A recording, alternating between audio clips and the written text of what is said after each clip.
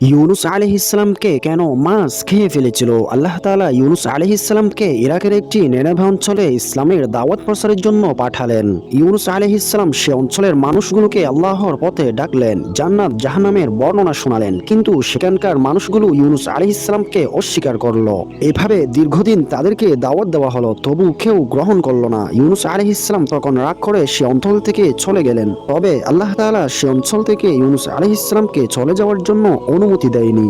ইউনুস আলাইহিসসালাম সে অঞ্চল থেকে চলে যাওয়ার জন্য একটি নৌকাতে উঠলেন। নৌকা যখন সমুদ্রের মাঝপথে, তখন প্রচন্ড বেগে ঝড় তুফান শুরু হলো। নৌকা পানিতে ডুবে যেতে লাগলো, আর নৌকার মাঝিরা নৌকা ডুবা হতে রক্ষা পাওয়ার জন্য ইউনুস আলাইহিসসালামকে পানিতে ফেলে দিলেন। তখন একটি বিশাল বড় মাছ এসে ইউনুস আলাইহিসসালামকে গিলে ফেললেন।